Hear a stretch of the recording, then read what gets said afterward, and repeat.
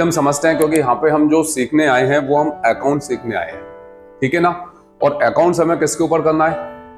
Tally के ऊपर, ठीक। तो अकाउंट्स है क्या?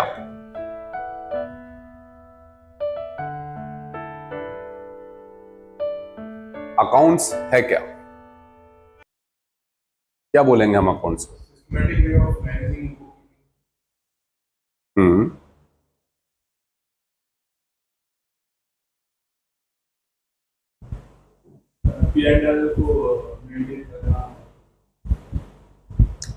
अभी तो हम बात कर रहे हैं सिर्फ अकाउंट्स क्या है। अभी हमने ये बोले नहीं है कि अकाउंट्स बनाना है या अकाउंट्स करना है। अभी तो अकाउंट्स ही क्या है?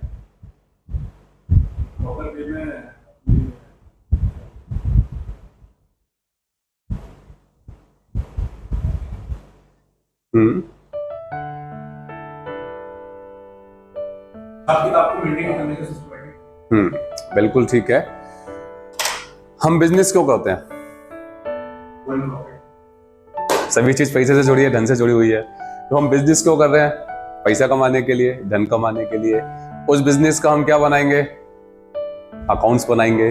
तो अकाउंट्स क्या है? सबसे पहली चीज आती है अकाउंट्स है क्या। तो हम अपने बिजनेस में पर डे जो भी ट्रांजैक्शंस करते हैं उनको रिकॉर्ड करना ही अकाउंट्स है। आप अपने बिजनेस में पर डे जो भी ट्रांजैक्शंस कर रहे हो उनको रिकॉर्ड करना ही अकाउंट्स है। अब ट्रांजैक्शंस क्या है? ये ट्रांजैक्शंस कौन से मेरे बिजनेस में? मैं किसी से माल खरीद रहा हूं, परचेज कर रहा हूं, किसी को माल बेच रहा हूं, सेल कर रहा हूं, किसी से पैसे ले रहा हूं, किसी को पैसे दे रहा हूं, एक्सपेंसेस कर रहा हूं। तो ये सब मेरे क्या है? मेरे पर डे बिजनेस में होने वाले ट्रांजैक्शंस है और इनको रिकॉर्ड करना ही अकाउंट्स है। तो अकाउंट्स क्लियर हुआ? अकाउंट्स क्या है? कि हम अपने बिजनेस में पर डे जो भी ट्रांजैक्शंस करते हैं उनको रिकॉर्ड करना ही अकाउंट्स है। अब बात आती है ट्रांजैक्शन को रिकॉर्ड करने की। अब मैंने बोला आप ट्रांजैक्शन रिकॉर्ड करोगे तो आप अपने हिसाब से करोगे, ये अपने हिसाब से करेंगे और मैं अपने हिसाब से करूंगा, तो फिर आंसर अलग अलग हो जाएगा। जैसे आपकी इच्छा आपने कर दिया, मेरी इच्छा मैंने कर लिया। अगर मैं आपसे भी पूछूं कि 2 + 2 कितना होता है तो कितने बताओगे आप? 4। क्यों? सबने एक ही आंसर क्यों दिया? बिल्कुल, हमको बचपन से एक ही मेथड से पढ़ाया गया कि भैया 2 + 2 4, 3 + 3 6। मैं ऑल ओवर इंडिया की बात करूंगा तो भी यही आंसर आएगा। तो सेम हमको गवर्नमेंट ने अकाउंट्स को मींस ट्रांजैक्शन को रिकॉर्ड करने की एक निश्चित मेथड दी हुई है, जिस मेथड का नाम है डबल एंट्री सिस्टम।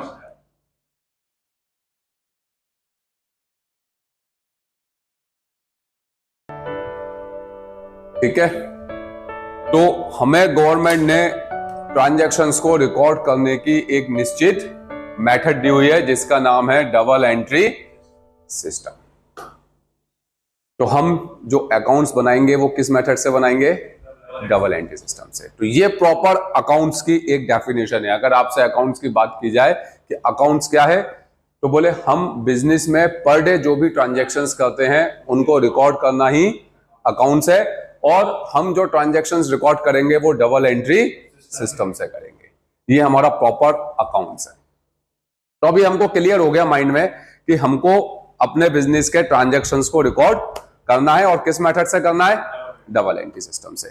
अभी हम बेसिक पे चल रहे हैं, पहले फिर स्टार्ट करेंगे। अब बात आती है सबसे पहले, इसके बाद हमने ये तो समझ लिया कि अकाउंट्स क्या है और किसके बनाने हैं?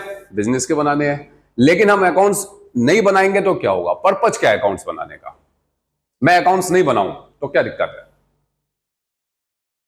दिक्कत ये है कि सर हमको निकालेंगे कैसे कि हमने क्या बचाया, क्या प्रॉफिट है, क्या लॉस है। ठीक है, भूल जाएंगे। बिल्कुल। हाँ, तो आपने दो चीज अभी मुझे बताई कि भैया एक प्रॉफिट एंड लॉस और दूसरा क्या लिया क्या दिया। तो सिर्फ दो ही रीजन से मैं अकाउंट्स बनाऊंगा तो क्या होंगे? रीजन होंगे, टैक्स आएगा, हाँ हिसाब किताब तो वही हो गया, लेन देन। और क्योंकि व्यापारी कोई भी काम है, अकाउंट्स कौन बनाएगा? व्यापारी बनाएगा। कोई बिजनेस कौन कर रहा है? व्यापारी कर रहा है। तो आप व्यापारी को कभी बोलो कि 100 रुपए खर्च करने, वो नहीं करेगा। करता है वो? इजीली नहीं करता। जहां उसका फायदा लगता है वहां वो 1000 भी खर्च कर देगा। तो भैया अकाउंट्स में तो उसे खर्चा करना है, एक अकाउंटेंट भी रखना है, टैली का सॉफ्टवेयर भी लगाना है, सिस्टम भी लेना है। तो वो इन 2-3 रीजन के कारण अकाउंट्स बनाएगा। आप सोचो, पैसा खर्च कर रहा है वो, इतना क्यों करेगा? तीन चीज हो गई ना, टैक्स बोल दिया आपने, लेन देन बोल दिया, प्रॉफिट एंड लॉस बोल दिया, और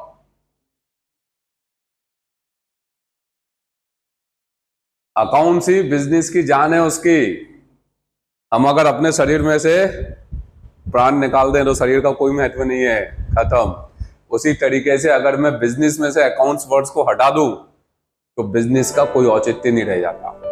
तो व्यापारी भी इसीलिए उसे मालूम है कि भैया सब कुछ मुझे बिजनेस के बारे में अकाउंट्स ही बताएगा, इसीलिए वो उसके ऊपर खर्चा करता है, अकाउंट्स बनाता है। तो अकाउंट्स के कई सारे उद्देश्य हैं। पर्पज ऑफ अकाउंट्स मींस मैं अकाउंट क्यों बनाऊं, तो सबसे पहला 3 रीजन इन्होंने बिल्कुल क्लियर दिए। मैंने क्योंकि बिजनेस ही क्यों स्टार्ट किया था, प्रॉफिट कमाने के लिए। क्योंकि जब तक मैं अगर अपना बिजनेस स्टार्ट कर रहा हूं तो एक ही उद्देश्य लेके कर रहा हूं, भैया पैसा कमाना, प्रॉफिट कमाना। तो अगर मैं उस बिजनेस का अकाउंट नहीं बनाऊंगा तो फिर मुझे कौन बताएगा कि मैंने कितना कमाया या कितना गवाया। तो व्यापार का प्रॉफिट एंड लॉस ज्ञात करने के लिए सबसे पहला उद्देश्य तो वही है, वही व्यापारी चाहता है। फिर सेकंड जो इन्होंने फिर बोला, लेन देन ज्ञात करने के लिए, मैंने किससे कितना लिया, किसको कितना दिया। अगर मैं नहीं लिखूंगा, नहीं बनाऊंगा तो कैसे मालूम पड़ेगा, लेन देन ज्ञात करने के लिए। तीसरा भी इन्होंने बिल्कुल सही बताया, गवर्नमेंट मुझसे टैक्स वसूलेगी, तो अगर मैंने मेंटेन ही नहीं किया है तो मैं बताऊंगा कितना भैया मुझे टैक्स कितना देना है, तो टैक्स लायबिलिटी ज्ञात करने के लिए। तो 3 रीजन इन्होंने बिल्कुल सही दिए। अब चौथा, कोई भी बिजनेस बिना पैसे के स्टार्ट नहीं होता, पैसा लगाओगे तो ही पैसा मिलेगा। तो हमने बिजनेस में पैसा लगा दिया, अब मैं अकाउंट नहीं बना रहा तो मुझे कैसे मालूम पड़ेगा भैया कि मेरी लायबिलिटी ज्यादा हो गई कि एसेट ज्यादा हो गई, मेरी फाइनेंशियल पोजीशन कौन बनाएगा, अकाउंट से बताएगा ना। तो फाइनेंशियल पोजीशन ज्ञात करने के लिए अगले पॉइंट पे आते हैं। मैं बिजनेस स्टार्ट करूंगा, अपने स्टाफ भी रखूंगा, उसके ऊपर भी कंट्रोल कौन करेगा, अकाउंट्स करेगा। अब आप बोलोगे स्टाफ पे कंट्रोल कैसे करेगा, तो बता सकता है स्टाफ पे कंट्रोल अकाउंट्स कैसे करता है? बहुत सिंपल वे में समझाता हूं एक, क्योंकि बहुत सारे तरीकों से हम स्टाफ पे कंट्रोल करते हैं, लेकिन एक सिंपल वे। आज आप किसी के यहाँ जॉब करते हो, उसके यहाँ पर डे जाते हो। अब अगर वो बंदा आपकी अटेंडेंस मेंटेन नहीं कर रहा, आप तो गए 25 दिन, महीने के लास्ट में सैलरी देनी है, आप क्या बोलोगे मैं तो 30 दिन आया था, वो प्रूफ करे। आपकी अटेंडेंस है क्या, उसके पास रजिस्टर ही नहीं है ना, रजिस्टर होगा, मेंटेन होगा अटेंडेंस, तो क्या बोलोगे आप, भैया 25 दिन आए थे। तो मेरे स्टाफ पे कंट्रोल है, टाइम पे आना। बहुत सी जगह तो फिंगरप्रिंट से ही लगता है आजकल मल्टीनेशनल कंपनीज में, क्यों लग रहा है भैया, टाइमली रिकॉर्ड है। तो स्टाफ पे कंट्रोल है, उन्हें मालूम रहता भैया 10 बजे तक पहुंचना है, नहीं तो मेरी अब्सेंट या हाफ डे लग जाएगी। तो मैं अकाउंट प्रॉपर मेंटेन करूंगा तो अपने स्टाफ के ऊपर भी कंट्रोल करूंगा। फिर मेरा किसी से डिबेट हो जाए, वाद विवाद हो जाए, तो उसका निपटारा कौन करेगा? आप खूब कहते रहो, कोई नहीं सुनेगा आपकी, लेकिन प्रूफ होगा तो हर कोई सुनेगा। तो वाद विवादों का निपटारा करने के लिए फिर हमने एक वर्ड सुना है, बैंकरप्ट, दिवालिया। क्या हो जाते हैं, दिवालिया क्या होता है, बैंकरप्ट? बहुत ज्यादा हो जाती है तो बिजनेस डूब जाता है, अब पैसा ही नहीं है। तो हर कोई अपने आप को ऐसे दिवालिया घोषित नहीं कर सकता। ऐसे तो कल को हर बिजनेसमैन दिवालिया घोषित कर देगा, तो बाकी जिससे उसने पैसा लिया उसका क्या होगा?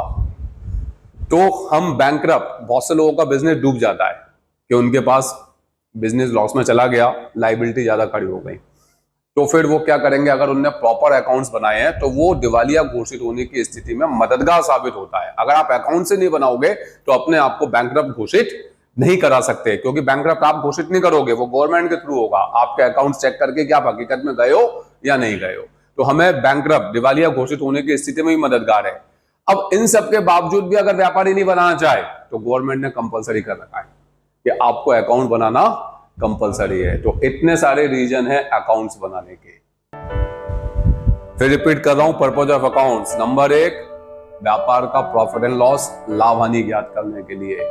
नंबर 2, व्यापार का लेन देन ज्ञात करने के लिए। नंबर 3, व्यापार की आर्थिक स्थिति, फाइनेंशियल पोजीशन ज्ञात करने के लिए। 4th, टैक्स लायबिलिटी कल निर्धारण के लिए। 5th, वाद विवादों का निपटारा करने के लिए। नेक्स्ट, कर्मचारियों पर, स्टाफ पर कंट्रोल करने के लिए। नेक्स्ट, बैंकरप्ट, दिवालिया घोषित होने की स्थिति में मददगार। और इन सब के बावजूद भी अगर व्यापारी नहीं चाह रहा है तो गवर्नमेंट ने कंपलसरी किया हुआ है, तो सरकार द्वारा अनिवार्य है। तो ये है हमारा पर्पज ऑफ अकाउंट्स। तो अब क्लियर हुआ। अब हमको 2 चीज बिल्कुल माइंड में क्लियर होनी चाहिए कि अकाउंट्स क्या है और हमको अकाउंट्स क्यों बनाने हैं, क्योंकि बनाएंगे तो हमको क्या क्या चीजें मिलेंगी। अब आप बताओ, इसके अलावा बिजनेस में वो चाहिए क्या? मुझे यही सब चीज तो चाहिए था। तो फिर अगर इसका अकाउंट्स नहीं बनाऊंगा बिजनेस का तो मुझे कुछ भी नहीं मिलेगा। क्लियर हुआ? अब तीसरी चीज आती है, हमने डबल एंट्री सिस्टम लिखा तो थोड़ा सा इसके बारे में समझ लेते हैं, बाकी तो हम डिटेल इसके बारे में बाद में पढ़ेंगे, क्योंकि हमको अकाउंटिंग तो इसी से करनी है, डबल एंट्री सिस्टम से, ट्रांजैक्शन तो इसी से डेबिट क्रेडिट में बनाने हैं। पर थोड़ा सा इसका इतिहास समझ लेते हैं कि डबल एंट्री सिस्टम जो है, इसके जनक, आविष्कारक कौन कहलाते हैं? किसने डबल एंट्री सिस्टम की उत्पत्ति की थी? आप सब तो कॉमर्स से हो ना, दोनों पढ़ के आए हो 11th में। तो जो डबल एंट्री सिस्टम के जनक कहलाते हैं वो कहलाते हैं सर लूका पेसियोली। नाम सुना है? ध्यान आया?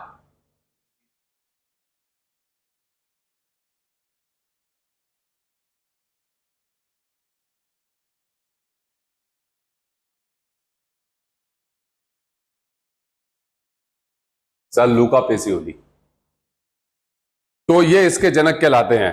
इन्होंने इसकी उत्पत्ति की थी, सर लूका पेसियोली ने। क्लियर? तो हमको थोड़ा सा मालूम होना चाहिए कि हम जिस मेथड से अकाउंट्स बनाएंगे उसके जनक कौन कहलाते हैं? सर लूका पेसियोली। अच्छा, इन्होंने इसकी उत्पत्ति कब की थी? कब आई होगी ये डबल एंट्री सिस्टम? कितनी पुरानी है? कब आई होगी ये? एक अंदाज?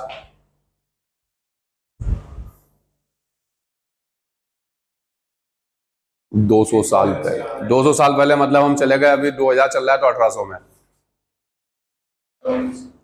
1800 1900 में आई होगी, 19 में आई होगी। और कुछ सोच सकते हैं? बहुत जल्दी सोच ली हमने तो, ये अभी आ गई। इसकी उत्पत्ति यहां पर विद्वानों का मत है, मतलब बहुत क्लियरली नहीं बोलते, थोड़ा बहुत आगे पीछे हो सकता है, लेकिन विद्वानों का मत है कि इसकी उत्पत्ति जो इन्होंने की थी 1494 में की थी। सोचो आप, 15वीं शताब्दी, कितना पुराना है। और कहां पे की थी? इटली के वेनिस सिटी में। तो जो डबल एंट्री सिस्टम है इसके जनक कहलाते हैं सर लूका पेसियोली। सर उनको उपाधि दी गई थी, नाम था उनका लूका पेसियोली। ठीक है, इसकी उत्पत्ति उन्होंने कब की? सन 1494 में इटली के वेनिस नगर में। ये आप नोट कर लीजिए, मैं नोट्स दूंगा आपको, सब लिखा होगा वैसे, पर जो आपको नोट्स करना अपने हिसाब से नोट्स कर सकते हैं। नोट्स मैं इसलिए नहीं दे रहा आपको, 2-3 दिन नहीं दूंगा अभी, क्योंकि पहले मैं उन टॉपिक को समझाऊंगा। ओके, हम क्या होता है, एक तो पहले से ही कॉमर्स से है, फिर पहले से ही हमने नोट्स पढ़ लिए, तो हमारे माइंड में वो चीज क्लियरिटी में नहीं आएगी। पहले समझना है, उसके बाद फिर नोट्स को पढ़ना है। तो ये क्लियर हो गया। इसकी उत्पत्ति किसने की? सर लूका पेसियोली ने। कब की? 1494 में। कहां पर की? इटली के वेनिस सिटी में। उसके बाद फिर ये धीरे धीरे विश्व के सभी देशों में फैलती गई। इसको एक और नाम से जाना जाता है आज। हाँ, इसको आज हम एक और नाम से जानते हैं, क्योंकि ये विश्व के सभी देशों में धीरे धीरे फैलती चली गई। तो इसको हम इंटरनेशनल अकाउंट मेथड भी कहते हैं। ऑल ओवर वर्ल्ड इसी मेथड से अकाउंट बनाए जाते हैं, तो हम इसको इंटरनेशनल अकाउंट मेथड भी कहते हैं। लेकिन खैर, मुझे वर्ड से मतलब नहीं है, मुझे मतलब कब है? अपने इंडिया से, क्योंकि मुझे अकाउंटिंग कहां करनी है? इंडिया में करनी है। तो इस मेथड को इंडिया में कौन लेके आया? कोई आइडिया? इस मेथड को इंडिया में कौन लाया? डबल बात तो एक ही है, इंटरनेशनल अकाउंट मेथड के नाम से इसको आज की डेट में जाना जाता है, क्योंकि ऑल ओवर वर्ल्ड हम इसी मेथड से अकाउंट बनाते हैं। पर समय समय पे सभी कंट्रीज ने अपने रूल्स बदल लिए, इंडिया ने भी बदले हैं, पर लेकिन इसको इंडिया में लाया कौन और कब लाया? तो हमारे इंडिया में कोई कंपनी आई थी बिजनेस करने के उद्देश्य से, और उसने फिर पूरे इंडिया पे राज कर लिया था। जैसे हम ब्रिटिश कंपनी भी बोलते हैं, east India company, British company, वो अपने साथ इस मेथड को लेकर आई थी, डबल एंट्री सिस्टम को। कब आई थी वो?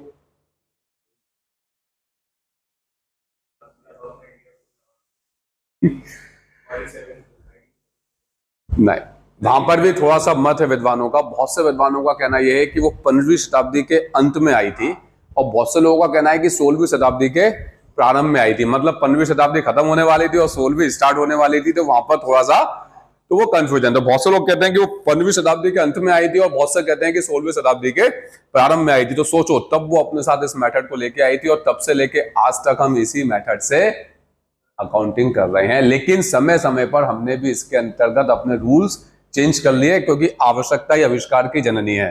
तो हमने समय समय पर अपने हिसाब से इसमें चेंजेस करते चले गए। तो हमारे यहां गवर्नमेंट द्वारा एक ही मेथड दी गई है, डबल एंट्री सिस्टम। क्यों दी गई है हमको बनाने के लिए? क्योंकि ये अपने कुछ रूल्स लेके चलती है, इसके कुछ सिद्धांत हैं, कुछ नियम है, और ये एक वैज्ञानिक पद्धति है और सरकार द्वारा अप्रूव है। तो जितनी भी जो व्यापारिक संस्थाएं होती हैं, फर्म्स होती हैं, ट्रस्ट होते हैं, कंपनी है, निगम है, बैंक है, गवर्नमेंट डिपार्टमेंट है, सेमी गवर्नमेंट डिपार्टमेंट है, हम सभी इसी पद्धति से अकाउंट बनाते हैं। तो अब हम जो अपने अकाउंट्स बनाएंगे वो किस मेथड से बनाएंगे? Double entry. तो ये मैंने आपको एक बेसिक जो बिल्कुल अकाउंट्स का कॉन्सेप्ट है, 3 चीजें आपको क्लियर होनी चाहिए आगे चलने के लिए कि अकाउंट्स क्या है। मुझे बिल्कुल क्लियर होना चाहिए कि भैया अकाउंट्स क्या है। दूसरा, मैं अकाउंट्स क्यों बनाऊं, नहीं बनाऊंगा तो मुझे क्या क्या चीजें नहीं मिलेंगी। और तीसरा, मैं जिस मेथड से अकाउंट बना रहा हूं उसकी एक थोड़ी सी नॉलेज होनी चाहिए कि इसकी उत्पत्ति किसने की, कब की, इंडिया में कब आई, और फिर ये हमको गवर्नमेंट ने अप्रूव क्यों की। क्लियर है? तो ये तीनों चीज हमारी क्लियर हो गई। अब ये तो मालूम ही है सभी को कि हम अकाउंट्स किसका बनाते हैं? बिजनेस का बनाते हैं, ठीक है ना। तो अब हम यहां पर जो कोर्स पढ़ेंगे, क्योंकि मुझे आपको सिखाना टैली पर है, मैनुअल नहीं सिखाना, लेकिन मेरे को मैनुअल सिर्फ इसलिए लेना है कि हम ये देखते हैं कि टैली एक सॉफ्टवेयर है, वो अपने आप नहीं बोलता कि डेबिट किसको करना है, क्रेडिट किसको करना है। जिस दिन वो अपने आप करने लगेगा आपको मेरी जरूरत नहीं होगी, क्योंकि फिर तो ऑटोमेटिकली टैली कर देगा, ठीक है। तो हमको वहां पे डेबिट और क्रेडिट करने के लिए डेबिट और क्रेडिट आना चाहिए। तो सिर्फ मुझे मैनुअल में टैली पे काम करने के लिए उतनी नॉलेज चाहिए जितना मुझे सीखना है यहाँ पर डेबिट और क्रेडिट के लिए। तो वही पार्ट मुझे लेना है। तो अब हम माइंड में ये लेके चलेंगे कि मुझे जो मैं ये 7 से 8 दिन की क्लास आपके मैनुअल की लूंगा उसमें मुझे सीखना क्या है। ये तो बेसिक था, तो मुझे उन 7 से 8 दिन में सीखना क्या है। तो नंबर 1, सबसे पहले मुझे सीखना है एंट्री।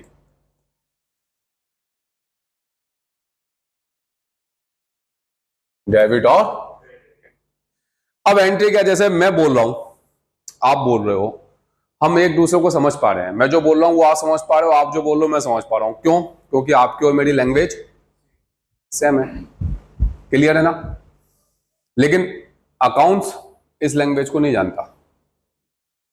मैंने अभी बोला अकाउंट्स में, आप मान लीजिए किसी के अकाउंट का काम कर रहे हो, मैंने आपको बोला भैया 500 रुपए बैंक में नगद जमा कर दो, अकाउंट नहीं समझेगा। आप तो समझ गए, अकाउंट्स काय में समझेगा? डेबिट और। तो अकाउंट्स की लैंग्वेज क्या है? मतलब आप जो बिजनेस में ट्रांजैक्शन कर रहे हो उसे काय में बनाना है आपको? डेबिट और। बस ये माइंड में रखना, हर ट्रांजैक्शन आपका काय में बनेगा? डेबिट और क्रेडिट में। क्योंकि आपकी और मेरी लैंग्वेज सेम है, पर अकाउंट की लैंग्वेज नहीं है। अकाउंट एक ही लैंग्वेज समझता है कि उसको हर एक चीज काय में देनी है मुझे? डेबिट और क्रेडिट में। तो मैं अपने बिजनेस में जो भी ट्रांजैक्शन करूंगा वो मुझे उसे काय में लिखना है?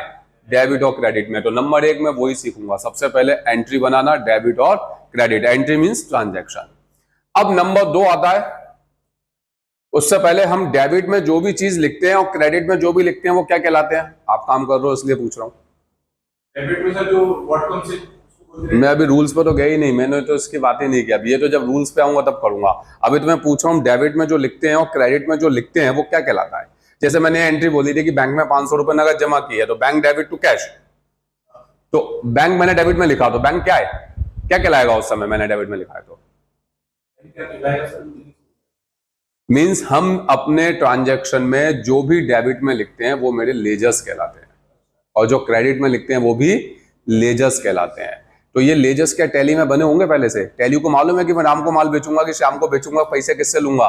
तो फिर एंट्री तो आप सीख गए भैया, ट्रांजैक्शन तो सीख गए आप बनाना बहुत अच्छे से, क्योंकि कॉमर्स में पढ़ के आए थे। ये टॉपिक कॉमर्स में भी नहीं पढ़ा हमने 11th-12th में कि लेजर किस ग्रुप में जाएगा, क्योंकि वहां पे इसको क्लियर नहीं किया जाता कि लेजर्स की ग्रुपिंग वो बहुत इंपॉर्टेंट है। क्योंकि आपने एंट्री तो सीख ली कि भैया राम को माल बेचा, आपने लिख दिया, पर आपने उसकी ग्रुपिंग गलत डाल दी, तो बैलेंस शीट में मालूम पड़ा राम से पैसे लेने थे, वो खड़ा हो गया देने में, तो मेरी पूरी ग्रुपिंग ही गलत।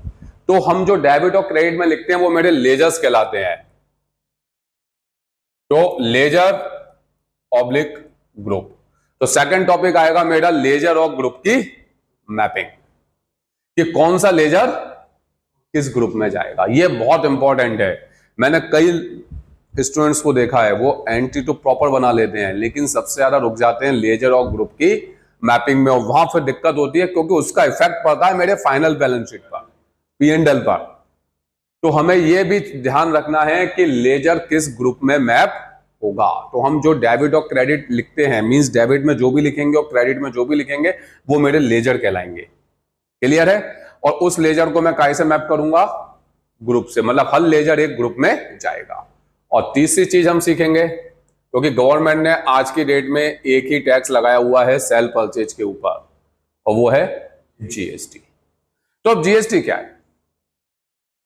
क्या हर व्यापारी को जीएसटी में आना जरूरी है, या गवर्नमेंट ने कोई लिमिट दी है भैया किसको आना है किसको नहीं आना है? आ गए तो फिर मेरे ऊपर क्या रूल फॉलो होंगे? मेरे को कौन से डीलर में, जीएसटी में 2 डीलर्स होते हैं, एक रेगुलर एक कंपोजिशन, तो मुझे कौन से डीलर में जाना है?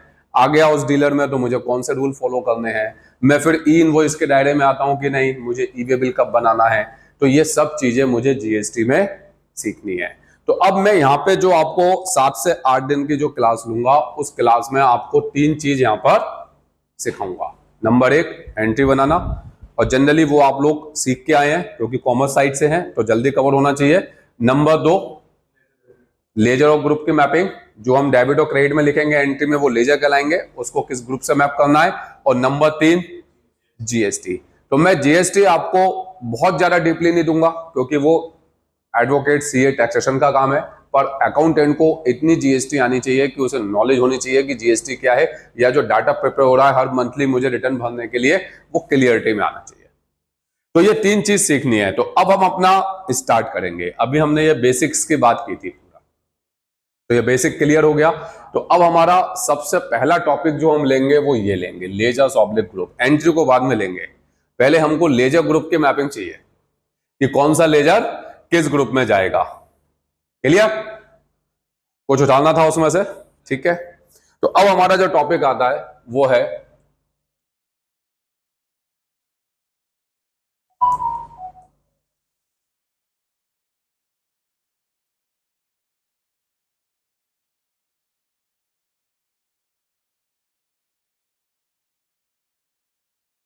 क्या हो गया, इसको लिख नहीं रहा ये?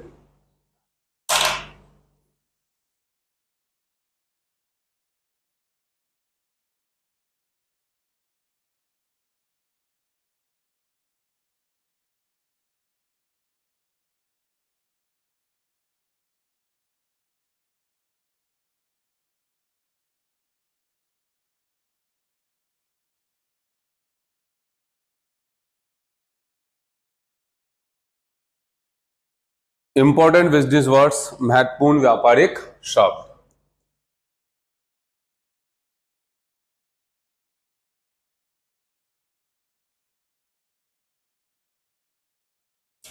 ठीक है। अब जो हम यहां पर वर्ड्स यूज करेंगे, ये वर्ड्स हमारे दैनिक जीवन में भी हमने सुन रखे होंगे, ठीक है, लेकिन हमें उनसे इसका लेन देन नहीं करना। हमारा यहाँ पे जो भी काम होगा वो अकाउंट से रिलेटेड होगा। तो हम यहाँ पे जो भी बात करेंगे वो किससे रिलेटेड करेंगे? अकाउंट से रिलेटेड करेंगे। तो एक बार हम इंपॉर्टेंट बिजनेस वर्ड्स को स्टार्ट करने से पहले एक चीज और समझ लेते हैं थोड़ी सी, वो भी हमें जरूरी है। वैसे तो नॉलेज में होगा क्योंकि कॉमर्स साइड से हो आप, फिर भी कि हम जो अकाउंट्स बनाते हैं बिजनेस का, वो कितने साल का बनाते हैं? 1 साल का। कब से कब तक? 31 मार्च। क्लियर है ना? हम जो अपने बिजनेस का अकाउंट्स बनाएंगे वो 1 साल का बनाएंगे। मतलब गवर्नमेंट को मुझे पूरे साल भर का अकाउंट सबमिट करना होता है, बीच में नहीं करना होता। हमारा नया साल तो जनवरी से स्टार्ट होता है। वैसे तो हमारा गुड़ी पड़वा है हिंदुओं का, लेकिन हम चलाते हैं जनवरी से हैं, ठीक। तो लेकिन अकाउंट्स के लिए जो नया साल स्टार्ट होता है वो 1 अप्रैल से होता है और 31 मार्च को क्लोज होता है। जैसे मैं अभी की बात करूं कि आज 22 अप्रैल है और मैंने आज से बिजनेस स्टार्ट किया, तो फिर मेरे लिए फाइनेंशियल कौन सा कहलाएगा? कहलाएगा कौन सा? कौन सा ईयर का फाइनेंशियल कहलाएगा? मैं कौन से साल के अकाउंट बनाऊंगा?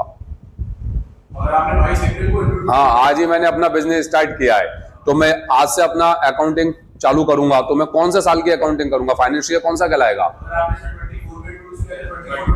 हाँ, 24-25 कहलाएगा। क्लियर है?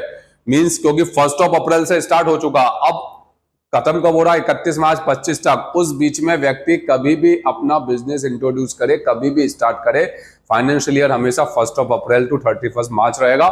ईयर वो जिस ईयर में वो स्टार्ट कर रहा है। क्लियर है? अब मैं एक डेट बोल रहा हूं, तो जिससे पूछूंगा आप में से वो बताएगा कि वो कौन से फाइनेंशियल ईयर की होगी। तो मैंने बिजनेस स्टार्ट किया 28 फरवरी 22, 28 फरवरी 22। तो ये कौन से फाइनेंशियल ईयर की अकाउंटिंग में आएगी?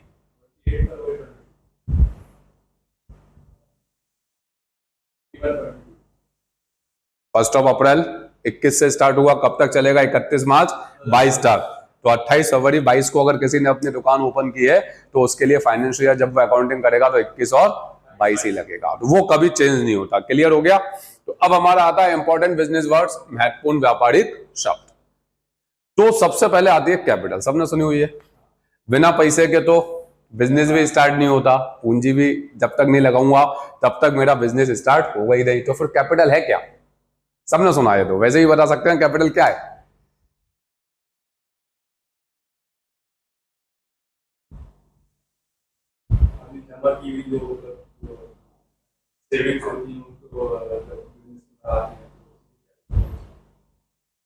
कौन लगा रहा है बिजनेस में?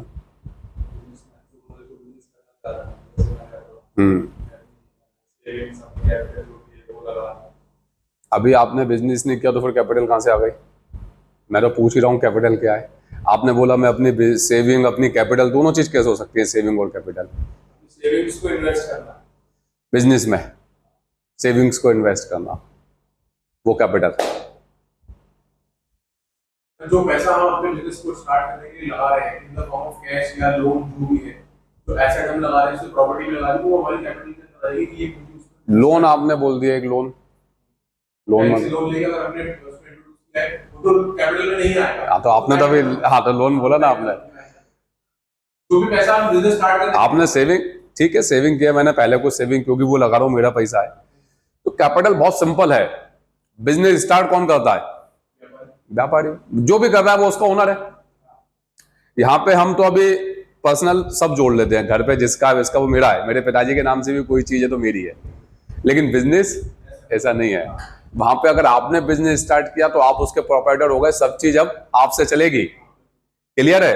तो यहां पर हमने बोला कि कैपिटल क्या है, तो जो बिजनेस का ओनर है, जो व्यापार का मालिक है, वो व्यापार में जो पैसे लगा रहा है वो उसके स्वयं का होना चाहिए।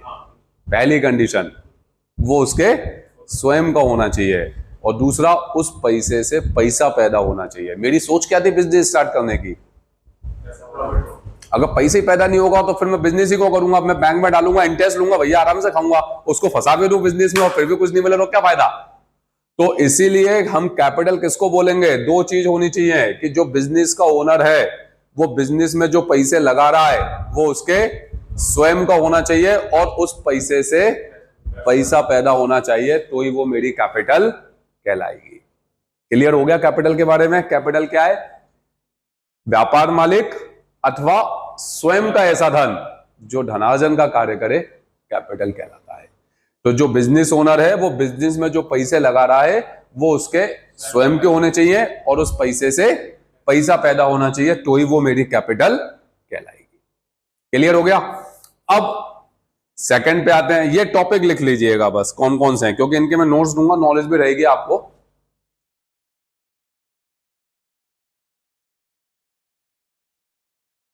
और मैं इसीलिए इनके शब्द हिंदी में भी लिख रहा हूं, इंग्लिश के साथ साथ आपको, क्योंकि हमें हिंदी में भी इसकी नॉलेज होनी चाहिए। क्योंकि कई जगह क्या होता है, कई बार हम गए, मालूम पड़ा कि उसने कुछ हिंदी में वर्ड्स ऐसा आ गया और हमें नॉलेज में नहीं है। तो हमें नॉलेज होनी चाहिए, क्योंकि हम इंडिया में, हमें दोनों चीज आनी चाहिए।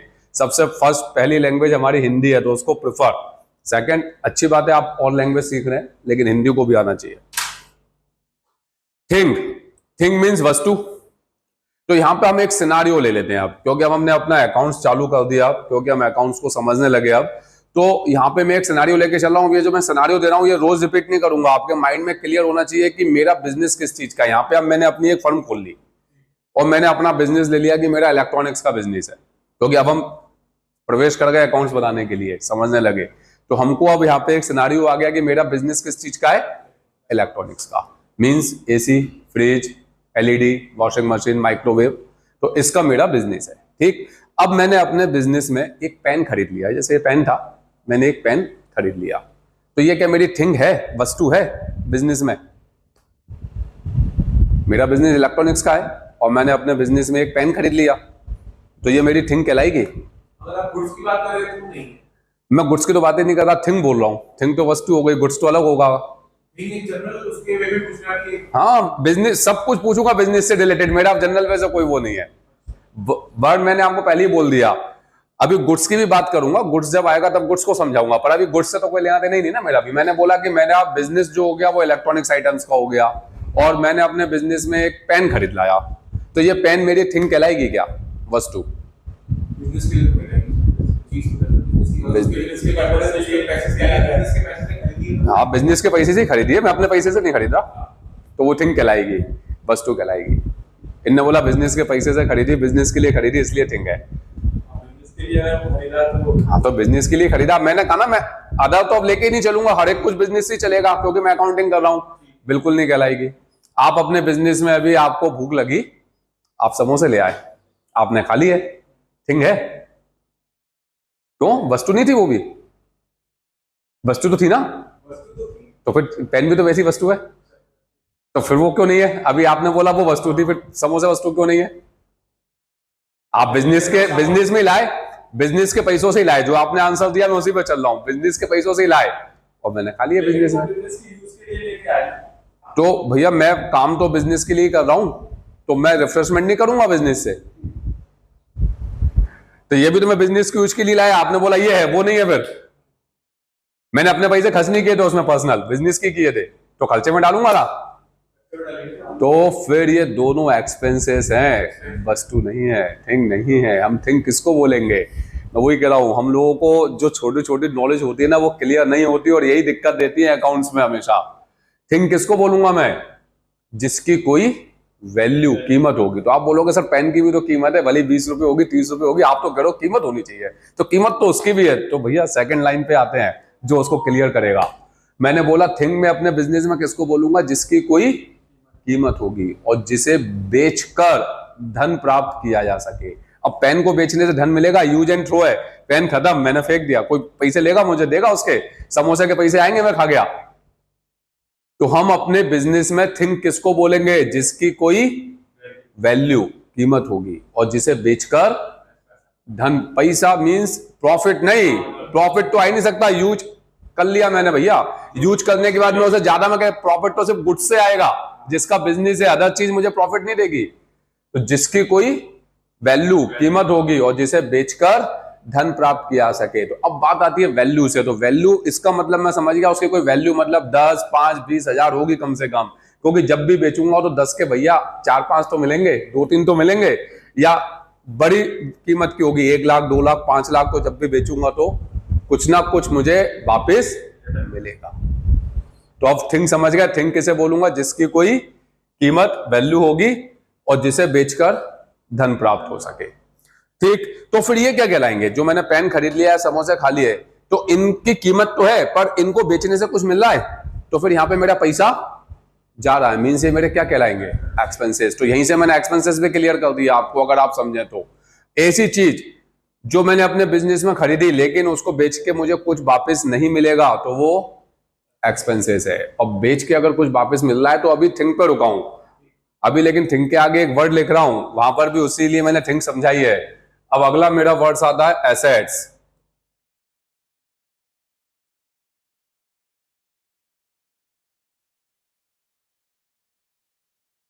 संपत्ति। क्या होती है संपत्ति, एसेट्स? ये तो बहुत सिंपल सी चीज पूछी है मैंने। हाँ,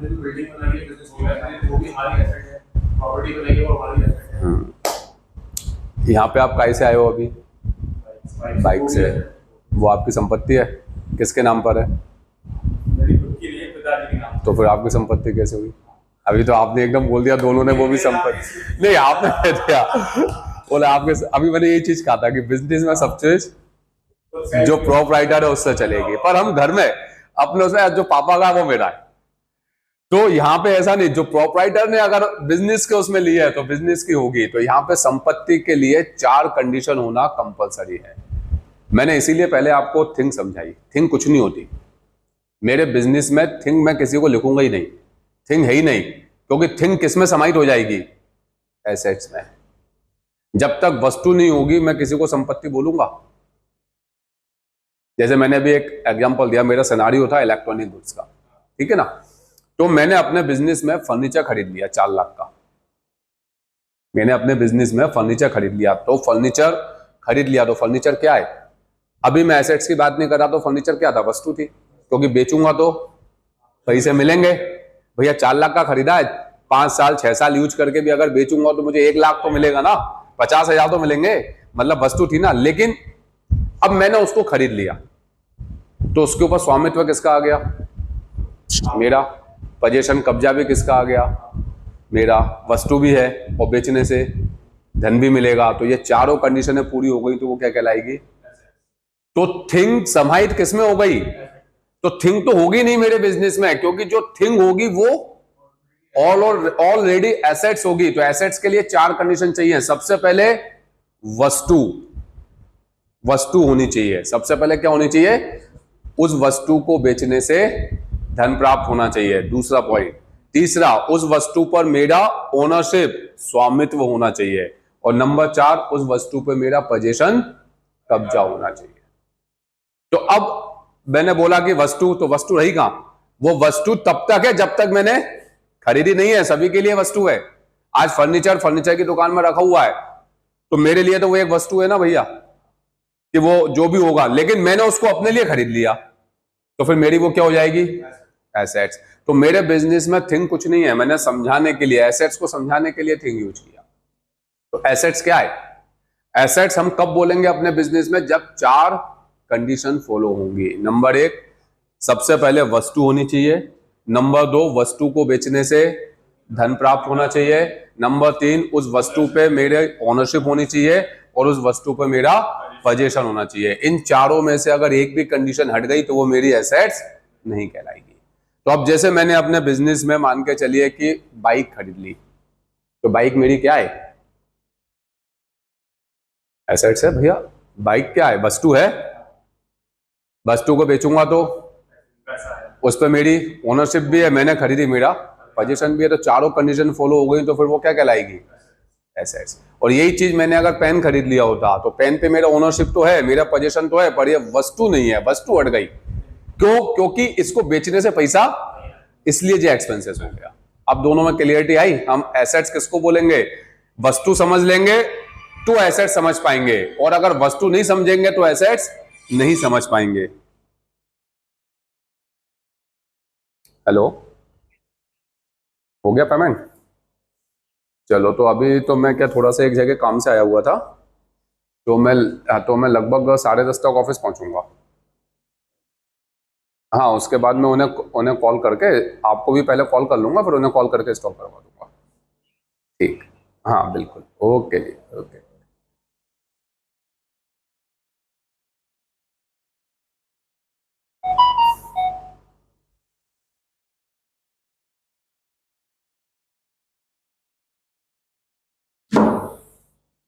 तो क्लियर हो गया ना अब थिंग? अब हम ये भी समझ गए। आगे हम अभी एक्सपेंसेस पे चलेंगे, लंबा टॉपिक है, लेकिन यहां से हमें एक माइंड में क्लियरिटी आ गई कि भैया जिस चीज को मैंने अपने बिजनेस में खरीदा है उसको बेचने से पैसा नहीं मिल रहा, तो मोटा मोटा समझ जाओ कि वो एक्सपेंस है। अब उसके बारे में हम आगे समझेंगे।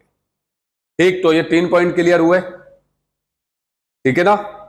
जहां हमको लगे ज्यादा कि ऊपर जा रहा है हम उस समय तक रोक देंगे उसको, ऐसा नहीं हमको, क्योंकि एक दिन में बहुत ज्यादा नहीं, शुरुआत है। तो अभी हमको जहां तक माइंड कैपेसिटी हमारी लेके चले वहां तक हमको चलना है। नंबर 4,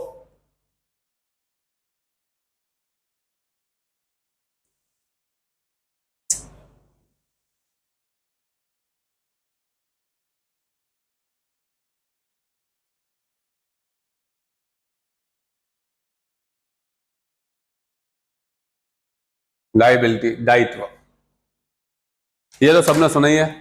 अब चाहे वो बिजनेस के लिए हो या मेरे पर्सनल हो जीवन में, लाइबिलिटी तो एक ही चीज है। तो क्या होगी लाइबिलिटी?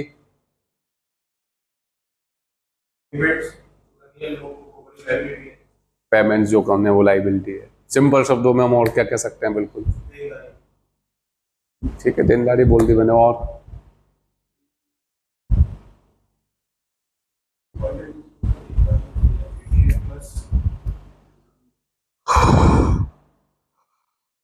जो अपने व्यापार में जो कुछ भी मुझे दूसरों को चुकाना है या वापस करना है वही व्यापार का दायित्व है, लाइबिलिटी है। तो सिंपल सी बात है, मैं अपने बिजनेस में जो कुछ भी दूसरों को चुकाऊंगा या वापस करूंगा वही मेरे बिजनेस का क्या कहलाएगा?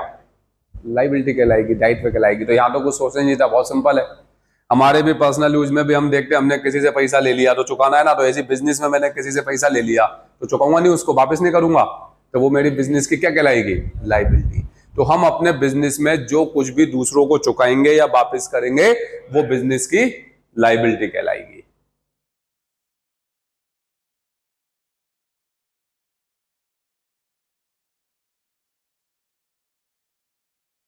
गुड्स से पहले इसको ले लेते हैं।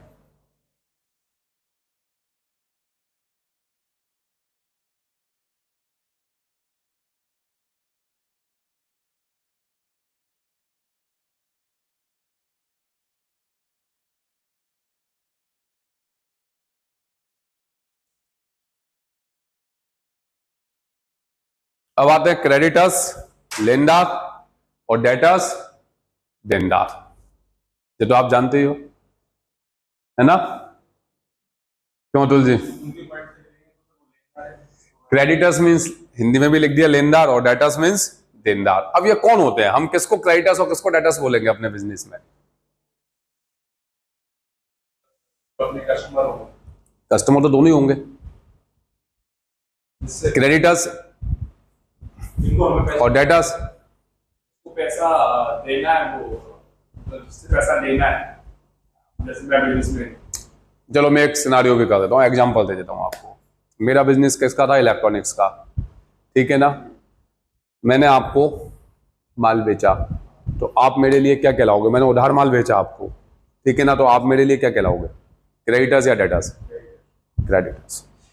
तो ये आपके लिए क्रेडिटर्स कहलाएगा। इन्होंने क्रेडिटर्स बोला, क्यों बोला? आपके लिए मैं, हाँ, मैंने आपको माल बेचा ना, मैं अपना बिजनेस है मेरा, तो मैं अपने बिजनेस के अकाउंट बनाऊंगा ना, अकाउंट तो बिजनेस की बनाऊंगा। तो मैं देनदार हुआ। आप देनदार हुए, किसको देनदार हुए? तो मेरे लिए क्या कहलाओगे आप? मैं आपकी बात नहीं कर रहा, मेरे बिजनेस में आप क्या कहलाओगे? डेटर्स। तो देनदार का मतलब, फिर डेटर्स का मतलब। अब हम इसको थोड़ा सा एक्सप्लेन करें, कैसे करेंगे एक्सप्लेन? मतलब जैसे अब मेरे को आपको पैसा देना है, तो मैं कर्जदार हुआ, मतलब आपको चुकाना, तो मैं डेटर कहलाऊंगा। आपके लिए मैं डेटर हूँ। और अगर किसी को, जैसे आपको किसी से पैसा लेना है तो क्रेडिटर। मेरे को किसी से पैसा लेना है तो फिर आपने क्रेडिटर बोल दिया, तो मेरे को तो आप ही से लेना था।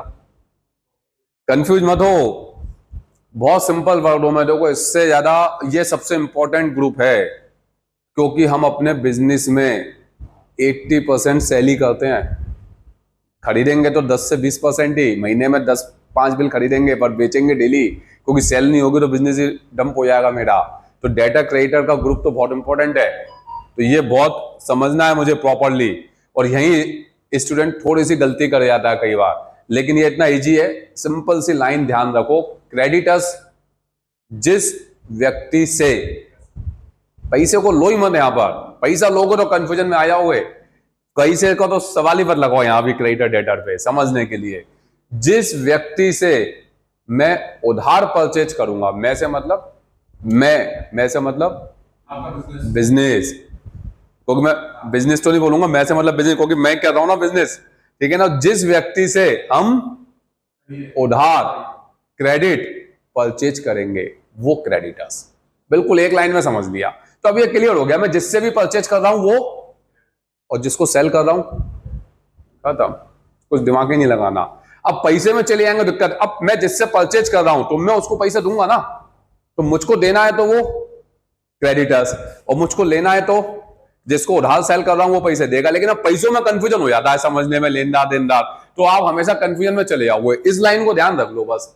जिस व्यक्ति से आप उधार परचेज करोगे वो क्रेडिटर्स, और जिस व्यक्ति को आप उधार सेल करोगे वो डेटर्स। अब एग्जांपल लेके पूछ रहा हूं, बताना है। मैंने राम श्याम एंड कंपनी से 2 लाख का माल उधार खरीदा, तो राम श्याम एंड कंपनी कौन कहलाएगी? राम श्याम से खरीदा, वो क्रेडिटर है। और श्याम ट्रेडिंग कंपनी को 1 लाख का माल उधार बेचा। अब इसमें मैंने एक लाइन और बोली थी इसी टॉपिक पे, इसीलिए लंबा चल रहा हूं। मैंने यहाँ पे उधार शब्द का यूज किया है। अब ये ध्यान रखना, नगद खरीद लूंगा तो फिर होगा, नगद में नाम नहीं आता। आज आपसे मुझे पैसे लेने हैं तो मैं आपको ध्यान रखूंगा कि भैया मुझे, आलोक नाम बोला था ना आपने, कि मेरे को आलोक से पैसे लेने हैं, तो मैं नोट कर लूंगा, ध्यान रखूंगा। और आलोक ने मुझे नगद दे दिए तो ध्यान रखूंगा। तो वही चीज है, मैं अपने बिजनेस में अगर उधार परचेज कर रहा हूं जिस व्यक्ति से, तो वो क्रेडिटर, और जिस व्यक्ति को उधार सेल कर रहा हूं वो डेटर्स। तो क्योंकि उधार में मैं नाम लिख रहा हूं कि मैंने माल किससे खरीदा, उधार में मैंने माल किसको बेचा, क्योंकि कल को पैसे आएंगे। पर नगद में मैंने खरीद लिया तो फिर मैं दोबारा पैसे दूंगा क्या? या नगद में मैंने बेच दिया तो दोबारा पैसा लूंगा क्या? नहीं ना, तो नगद में नाम। इसीलिए उधार वर्ड जरूर ध्यान रखना, उधार लगा हुआ है क्रेडिट। तो क्रेडिटर्स और डेटर्स बिल्कुल क्लियर हो गए। अब जिस व्यक्ति से हम उधार परचेज करेंगे वो क्रेडिटर, और जिस व्यक्ति को हम उधार सेल करेंगे वो डेटा। सिंपल सी लाइन में समझ लिया। मैं बहुत ज्यादा डीपली समझा दे दूं क्योंकि अपने को तो सिंपल फंडा समझना है। अब आप अपने माइंड में बिल्कुल क्लियर हो गए, भैया मैं जब बिजनेस करता हूं, टैली पे अकाउंट बना रहा हूं, मैंने अमित ट्रेडिंग कंपनी से 2 लाख का माल उधार खरीदा, तो अमित ट्रेडिंग कंपनी का लेजर काय में जाएगा? क्रेडिटर। और मैंने राम श्याम एंड कंपनी को 1 लाख का माल उधार बेच दिया, तो Ram Shyam and company datas. खरीद रहे हैं क्रेडिटर, उधार बेच रहे हैं उधार डेटा। सिंपल सी लाइन ध्यान रखनी है, उधार खरीद रहे हैं क्रेडिटर, उधार बेच रहे हैं डेटर्स। ठीक है। अब अगला आता है हमारा गुड्स, जो इन्होंने अभी बीच में बोला था, माल। क्या कहलाता है गुड्स? आपने बताया था इलेक्ट्रॉनिक्स का बिजनेस है, तो हमारे एसी, रेफ्रिजरेटर ये सब हमारे बिल्कुल हो गए। क्यों हो गए? मेन अनुसार हम उसी को बेच के पैसा कमा रहे हैं। हमारे बिजनेस का मेन कमोडिटी जिसको हम बेच के, सिंपल सी लाइन में, हम जिस वस्तु का बिजनेस करते हैं वो मेरे व्यापार की गुड्स कहलाती है। अभी मैंने यहाँ पे बिजनेस किस चीज का लिया? इलेक्ट्रॉनिक्स का। तो इलेक्ट्रॉनिक्स आइटम जो होंगे वो मेरे व्यापार के क्या कहलाएंगे? गुड्स। अब लेकिन अगर मेरा बिजनेस मान के चलो कि लोहे का होता, आयरन का होता, तो फिर मेरे व्यापार की गुड्स क्या हो जाती? आयरन। मेरा क्लॉथ का बिजनेस है तो क्लॉथ। मतलब जो व्यक्ति जिस चीज का बिजनेस कर रहा है वो उसके व्यापार की गुड्स कहलाएगी। क्लियर हो गया? हम जिस चीज का बिजनेस करते हैं वो मेरे व्यापार की क्या कहलाती है? गुड्स। अगर मेरा लोहे का बिजनेस है, लोहा गुड्स है, इलेक्ट्रॉनिक्स का बिजनेस है, इलेक्ट्रॉनिक गुड्स है, मेरा अगर स्टेशनरी का बिजनेस है तो स्टेशनरी गुड्स है। अब यहां समझने वाली बात थी, अगर यही मैंने अभी बोला था कि इलेक्ट्रॉनिक्स का बिजनेस है और पेन खरीद लिया तो ये खर्चा बोल दिया था, लेकिन अगर स्टेशनरी का बिजनेस है और स्टेशनरी में ये पेन मैंने खरीदा तो ये गुड्स हो गई भाई, फिर नहीं है, जैसे समझना है यहाँ पर। इसीलिए मैंने बोला था गुड्स, आगे आएगा तो समझाऊंगा। तो हम जिस चीज का बिजनेस कर रहे हैं उस बिजनेस में मैं जो चीज खरीद रहा हूं उसको बेचने से अगर धन मिलेगा तो वो थिंग थी। ये ध्यान रखना, हर बिजनेस में नेचर बदलेगा। स्टेशनरी में मैंने इसी को खरीद लिया तो गुड्स हो गई, और एसी में मेरे बिजनेस था और इसको खरीद लिया तो एक्सपेंसेस हो गया। नेचर चेंज होगा हर जगह, तो ये समझना है हमको। तो हम जिस चीज का बिजनेस कर रहे हैं वो मेरे व्यापार की गुड्स कहलाएगी। मेरा फर्नीचर का बिजनेस है तो फर्नीचर गुड्स है। अब लेकिन यहां पे एक चीज और निकल के आती है, हम जो बिजनेस करते हैं वो कितने प्रकार का कर सकते हैं? प्रकार से मतलब ये नहीं कि फर्नीचर, लोहा, ये सब।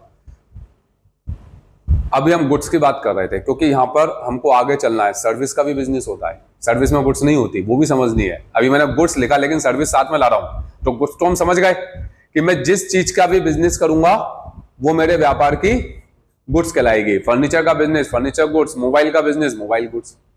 लेकिन अब यहां पे मैं जैसे आपको पढ़ा रहा हूं तो कोई गुड्स तो है नहीं, मैं तो आपको सर्विस दे रहा हूं पढ़ाने की, तो फिर यहां गुड्स होगी क्या? नहीं होगी। तो बिजनेस दो ही प्रकार का होता है, गुड्स और सर्विस, इसीलिए मैंने यहाँ पे सर्विस को भी ले लिया गुड्स के साथ। तो यहां मैं आपको पढ़ा रहा हूं, मैं आपको क्या दे रहा हूं, सर्विस दे रहा हूं। तो फिर मेरा जो बिजनेस है वो सर्विस इंडस्ट्री में जाएगा, सर्विस कहलाएगी, गुड्स नहीं कहलाएगा। मैं किसी चीज का स्टॉक मेंटेन नहीं करूंगा, मेरा यहाँ पर सर्विस हो गई। तो ऐसे बहुत सारे बिजनेस होते हैं जो सर्विस के होते हैं, तो हमें ध्यान रखना है वहां गुड्स नहीं होगी। तो वहां जो हम अकाउंटिंग बनाएंगे वो सिर्फ अकाउंटिंग करेंगे, और जहां हम गुड्स वाली करेंगे वहां अकाउंटिंग प्लस इन्वेंट्री। टैली में स्टॉक के लिए इन्वेंट्री शब्द का यूज होता है, तो वहां हम अकाउंट के साथ साथ स्टॉक भी मेंटेन करेंगे। दोनों में अंतर है। यहाँ बिजनेस को मैंने थोड़ा सा समझाने के लिए कर दिया कि अगर आप सिर्फ सर्विस सेक्टर का बिजनेस कर रहे हो तो उसकी जब अकाउंटिंग करोगे तो सिर्फ अकाउंटिंग ही करोगे, वहां स्टॉक का कोई लेना देना नहीं है। लेकिन जब आप गुड्स, जहां पर मेरा गुड्स है, उसकी अकाउंटिंग कर रहे हो तो अकाउंटिंग के साथ साथ स्टॉक भी मेंटेन करोगे। क्लियर हो गया? तो सर्विस इंडस्ट्री के और कौन कौन से बिजनेस हो सकते हैं? जैसे एग्जांपल मैंने एक दिया, मैं आपको पढ़ा रहा हूं, जैसे सर्विस इंडस्ट्री और ट्रांसपोर्टेशन है, और ये फूड्स वाला सर्विस, रेस्टोरेंट वगैरह हो गई, और अरे बहुत सारे हैं। हाँ, पेट्रोल में सर्विस है, लेकिन पेट्रोल वो खरीद रहा है और बेच रहा है, भैया वो गुड्स हो गया ना उसके लिए। तो हाँ, वो तो स्टॉक रखेगा कितना पेट्रोल है, वो सर्विस कैसे हो गई?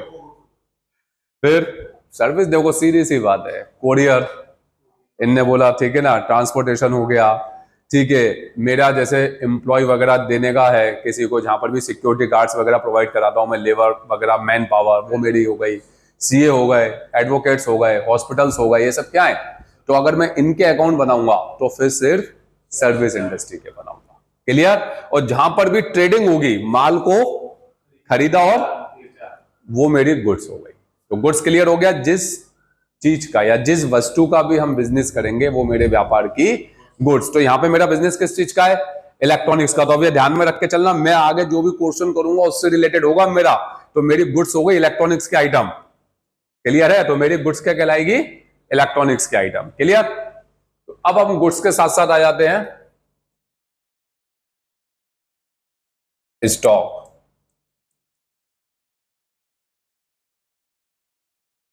अब स्टॉक क्या होता है?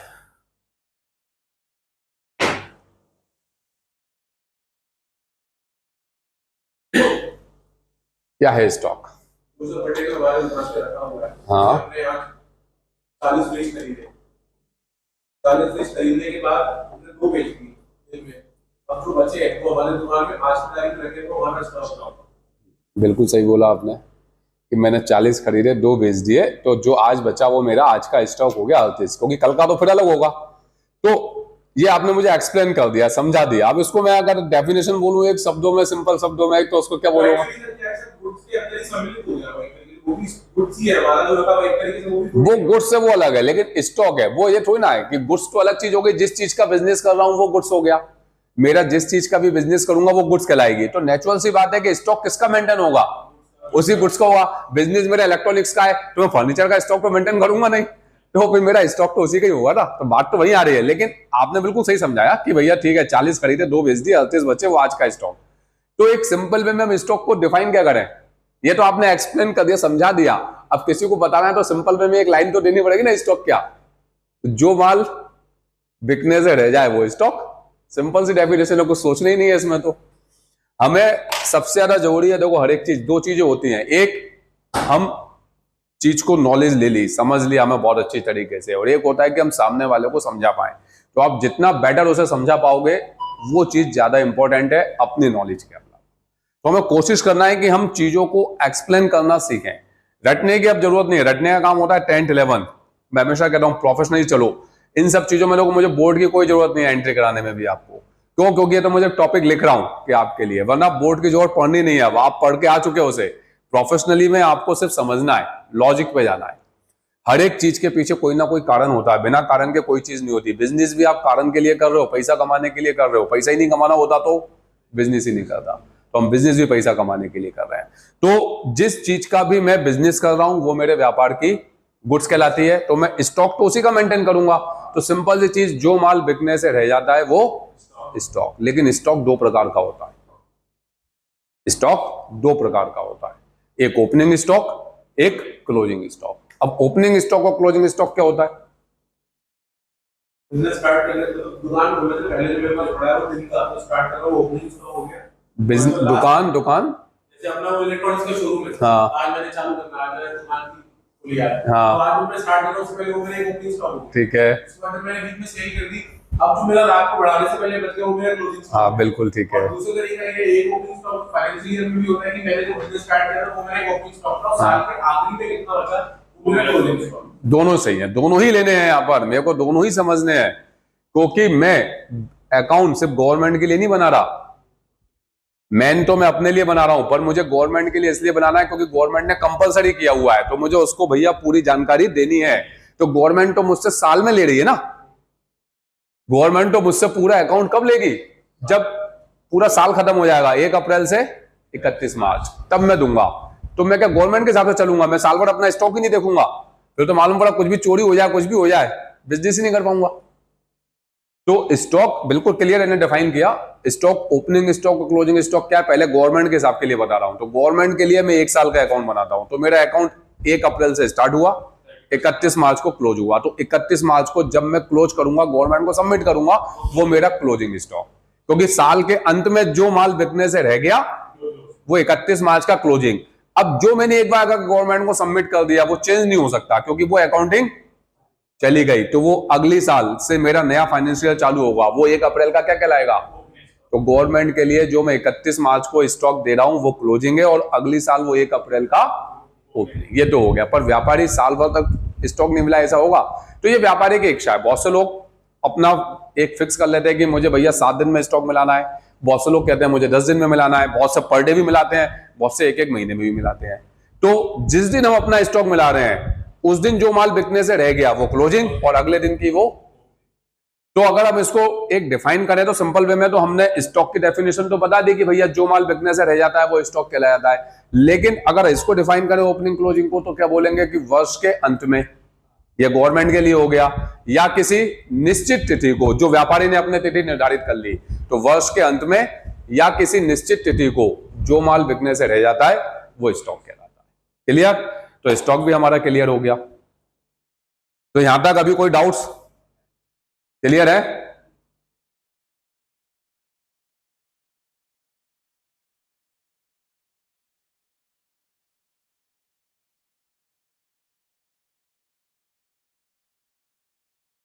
अब आता है पर्सन, व्यक्ति।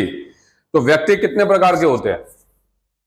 अब ये नहीं बता ना कोई अच्छा व्यक्ति कोई बुरा व्यक्ति, ऐसे चले आगे भैया व्यक्ति के प्रकार में चलेगा। तो व्यक्ति कितने प्रकार के होते हैं? पर्सन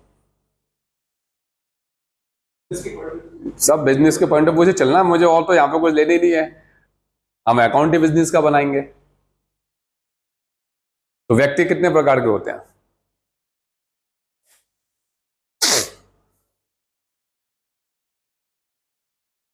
एक हो गया सर ओनर, प्रोप्राइटर जो भी, हाँ, हम्म, ये आपका पॉइंट ऑफ व्यू चला है। हम अपने बिजनेस में जो ट्रांजैक्शन करते हैं वो सब व्यक्तियों से ही करते हैं ना, उन्हीं व्यक्तियों पे मुझे चलना है। तो वो कितने प्रकार के होते हैं? तो कौन कौन से? वो तो ठीक है, लेनदार और देनदार, वो तो डाटा क्रेडिटर में समझ लिया, पर वो तो सिर्फ वही हुए जिससे उधार माल खरीद रहा हूं वो क्रेडिटर, और जिसको उधार माल बेच रहा हूं वो डेटर्स। लेकिन अगर मैंने नगद में कर लिया तो फिर, अरे एंट्री क्यों नहीं होगी? एंट्री तो हर एक की होगी, पैसा आ गया, पर वो क्रेडिटर डेटा नहीं रहे, नाम नहीं लिखा जाएगा, पर ट्रांजैक्शन तो व्यक्ति से हुआ ना। नगद में भी खरीदूंगा तो मैंने व्यक्ति को तो माल बेचा है, खरीदा, तो फिर हम अपने बिजनेस में जितने भी लोगों से ट्रांजैक्शंस करते हैं वही व्यक्ति होते हैं। तो व्यक्ति 2 प्रकार के होते हैं, व्यक्ति 2 प्रकार के होंगे, एक लिविंग पर्सन, एक आर्टिफिशियल पर्सन। लिविंग पर्सन में कौन आएंगे? हम सब, मैं आपको देख पा रहा हूं, सुन पा रहा हूं, बोल पा रहा हूं, महसूस कर पा रहा हूं, तो लिविंग पर्सन। अब जैसे एक एग्जांपल के थ्रू समझाता हूं, मैंने राम को 2 लाख का माल बेचा, तो राम कौन? Living person. Ram Shyam and company को 2 लाख का माल बेचा। राम श्याम एंड कंपनी कौन? आर्टिफिशियल। आपने ट्रांजैक्शन किसके साथ किया? राम श्याम एंड कंपनी के साथ। तो आपने अपने अकाउंट्स में किसको लिखा? राम श्याम एंड कंपनी को। कल को पैसे कौन देगा? Ram Shyam and company. तो मैं संबोधित किसको कर रहा हूं? ट्रांजैक्शन किसके साथ कर रहा हूं? राम श्याम एंड कंपनी के साथ। तो वो कौन है? व्यक्ति की तरह ट्रीट करूंगा उसे, क्योंकि मैं अपने अकाउंट्स में किसके नाम पे पैसे चढ़ा रहा हूं? राम श्याम एंड कंपनी के नाम पे। राम के नाम पर नहीं, राम श्याम एंड कंपनी। कल को पैसे ले भी किससे रहा हूं? तो मेरा ट्रांजैक्शन किसके साथ हो रहा है? राम श्याम एंड कंपनी के साथ। तो वो एक व्यक्ति कहलाएगा, लेकिन वो लिविंग नहीं है। तो वो कौन सा कहलाएगा? आर्टिफिशियल। दूसरा एग्जांपल के थ्रू समझाता हूं। हम लोग बैंक जाते हैं, सबका बैंक में अकाउंट होता ही है। बैंक जाते हैं, हम कहते हैं ना बैंक में गए, तो आज मैंने बैंक में 1 लाख रुपए जमा किए। बैंक को जमा करके आएगी, कैशियर को देके आए, कैशियर को। पर हम बोलते क्या है? बैंक में। कैशियर तो कल को बदल गया तो पैसे ले चले गए क्या आपके? कैशियर चला जाए, मुझे मैनेजर चला जाए, मुझे क्या लेना देना? मैंने पैसे कहाँ दिए? मैंने ट्रांजैक्शन किसके साथ किया? तो मैं संबोधित किसको कर रहा हूँ? बैंक क्या लिविंग है? फिर भी आपने ट्रांजैक्शन किया, पैसे आपको मिले। तो मैं अपने बिजनेस में जिस व्यक्ति के साथ ट्रांजैक्शन कर रहा हूं, अगर वो लिविंग पर्सन है तो वो लिविंग, और वो आर्टिफिशियल है तो आर्टिफिशियल। तो पर्सन 2 प्रकार के होंगे। इसका कोई ग्रुप नहीं होता, ये कोई ना लेजा ना ग्रुप, कुछ नहीं होगा। पर ये समझना है, वो डेटा ट्रेडर्स के लिए समझना है। मैंने राम को माल बेचा तो राम लिविंग पर्सन, मैंने राम श्याम एंड कंपनी को माल बेचा तो वो आर्टिफिशियल। तो ये समझाने के लिए, इसका कोई लेजर ग्रुप नहीं बनेगा। पर मुझे नॉलेज में होना चाहिए कि भैया मैं अपने बिजनेस में जिन लोगों के साथ भी ट्रांजैक्शन कर रहा हूं, वो 2 प्रकार के व्यक्ति होंगे। एक लिविंग जैसे हम सब, एक आर्टिफिशियल। तो आर्टिफिशियल में अब कौन कौन से आएंगे? लिविंग में तो हम सभी आएंगे जो जीवित व्यक्ति हैं, पर आर्टिफिशियल में कौन? जितनी भी व्यापारिक संस्थाएं हैं, जितनी भी फर्म्स होती हैं, वो सब कौन है? जिनसे मैं ट्रांजैक्शन कर रहा हूं, आर्टिफिशियल। तो व्यापारिक संस्थाएं हो गई, फर्म्स हो गई, ट्रस्ट हो गए, कंपनी हो गए, निगम हो गई, बैंक हो गई, सरकारी तथा अर्ध सरकारी विभाग हो गए। तो ये सब कौन कहलाएंगे? Artificial person. तो क्लियर हुआ? तो पर्सन जो होते हैं वो 2 प्रकार के होते हैं। नंबर 1 लिविंग पर्सन,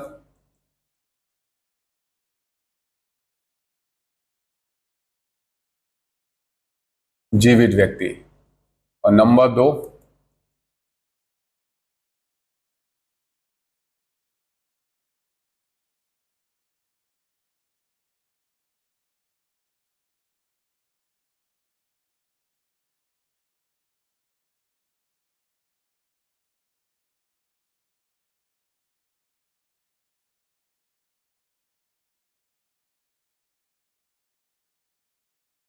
कृत्रिम व्यक्ति। तो हम अपने बिजनेस में जितने भी लोगों के साथ ट्रांजैक्शन करेंगे वो 2 ही प्रकार के होंगे, या तो वो लिविंग होंगे या आर्टिफिशियल होंगे।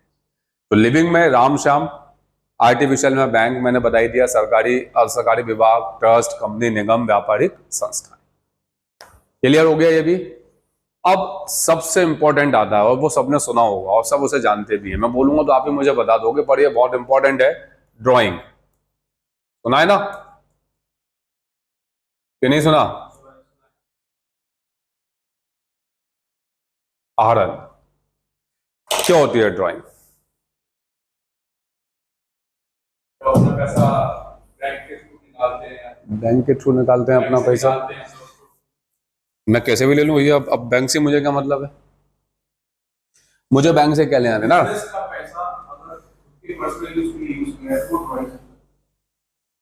बिल्कुल ठीक है। वो व्यापार का पैसा है, अगर उसको अपने पर्सनल यूज, जैसे फॉर एग्जांपल सैलरी, अगर प्रोप्राइटर खुद ले, जैसे इलेक्ट्रॉनिक शोरूम आपने बताया, उसका ओनर है, वो उधर से सैलरी ले रहा है, उसकी ड्राइंग्स मिल जाएगी। क्या हो जाएगी? प्रोप्राइटर सैलरी लेगा ही क्यों? सैलरी क्यों लेगा? तो सैलरी वर्ड यूज क्यों होगा? वो ड्राइंग जाएगा। 5,000 रुपए लगाए और उसके राशनदारी की जरूरत है, 50,000 बिजनेस से वापस ले लिए, तो 50,000 उसकी ड्राइंग मिल जाएगी। दोनों रीजन है यहाँ पे, क्वेश्चन पलट जाएगा। उसने कैपिटल वापस लिया या पर्सनल यूज के लिए लिया है, यहाँ क्वेश्चन पलट गया आपका। बहुत, यही तो कह रहा हूँ, ड्राइंग बहुत इजी भी है और बहुत टिपिकल भी बन जाती है समझने में। उसने 5 लाख लगाया, आपने बोला अच्छा, उसने एसी उठा के अपने घर में लगा दिया पर्सनल यूज, वो तो ड्राइंग से जाएगा। हाँ वो जाएगा, पर्सनल यूज के लिए लगा लिया, मेरा एसी का बिजनेस था, उसने एसी घर के लिए लगा लिया, पर्सनल यूज के लिए निकाल लिया, तो वो ड्राइंग हो गई। लेकिन अभी आपने बोला कि 5 लाख लगाए थे और 50,000 निकाले, तो मेरा क्वेश्चन होगा 50,000 पर्सनल यूज के लिए निकाले या कैपिटल निकाली? तो पहले तो ड्राइंग क्या है? अभी इनने लगभग सही बोला।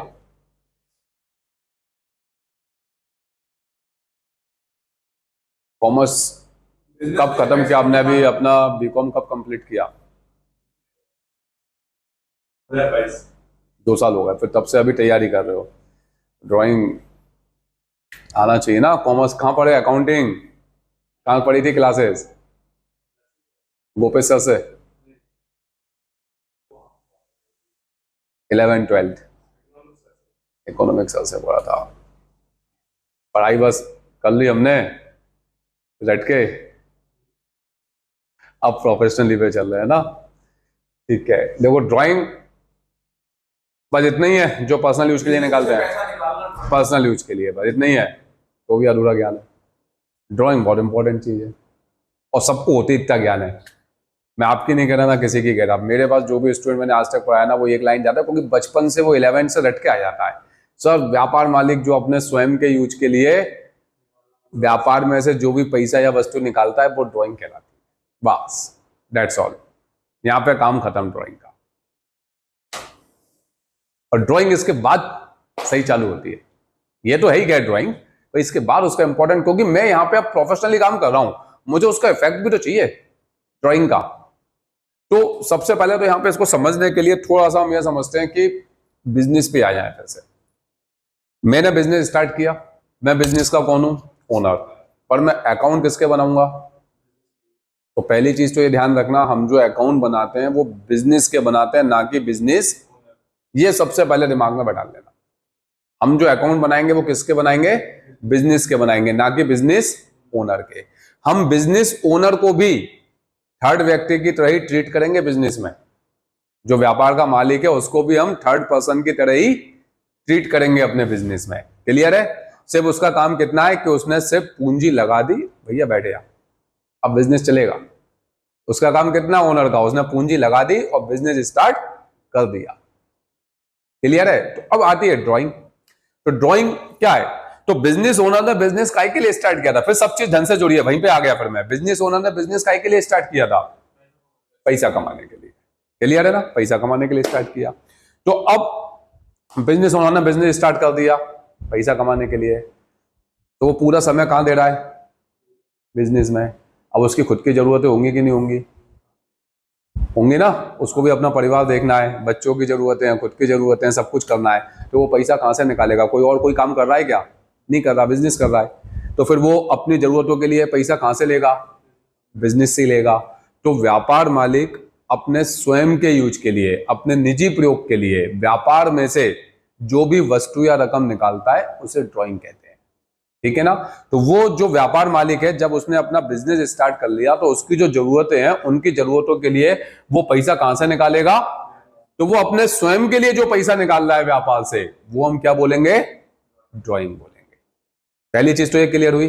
तो ये जो ड्राइंग है, ये बिजनेस का खर्चा है कि नहीं है? बिजनेस का खर्चा जा तो बिजनेस से रहा है ना।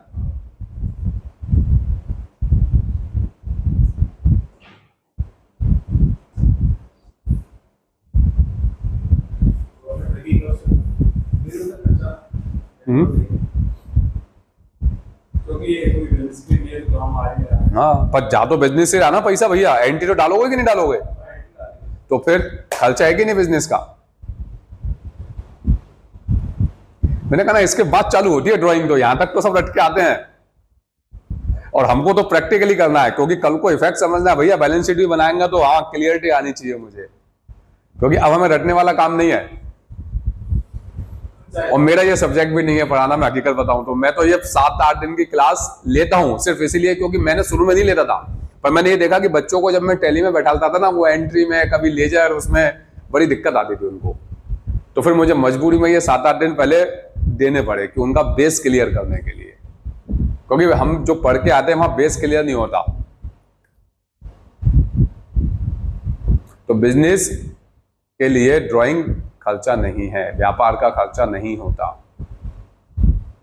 ये व्यापार मालिक का अकाउंट कहलाता है। अब इसको समझने के लिए फिर चलना पड़ेगा एक जगह और हमें, क्योंकि व्यापार मालिक का अकाउंट कहलाता है तो व्यापार मालिक के बिजनेस में कितने अकाउंट होते हैं फिर? मैंने कहा ना, ये बहुत बड़ा टॉपिक है ड्राइंग, छोटे से में खत्म नहीं होगा, ये बहुत इफेक्ट डाल देगा। एक लाइन तो हमने समझ ली कि ड्राइंग क्या है, वो तो जो हम 11-12 में रट के आए थे वो तो हम पढ़ चुके हैं। ड्राइंग क्या है कि व्यापार मालिक अपने निजी प्रयोग के लिए व्यापार में से जो भी वस्तु या रकम निकालता है वो ड्राइंग कहलाती है, वो हो गया।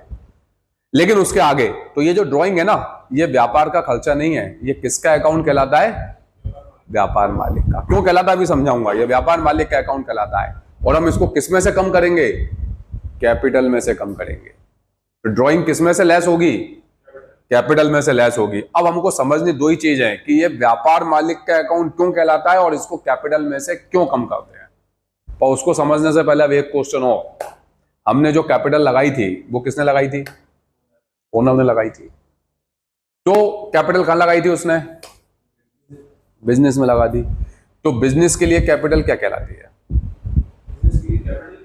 हाँ, बिजनेस में पैसे लगाए ना व्यापार मालिक ने। भैया व्यापार मालिक ने बिजनेस स्टार्ट किया तो पैसा कहां लगाया? तो बिजनेस में क्या आ गए? पैसे आ गए। किस रूप में आए? कैपिटल के रूप में आ गए। तो वो कैपिटल बिजनेस के लिए क्या कहलाएगी? एसेट्स। क्या कहलाएगी? इनने एसेट्स बोला, आप बताओ।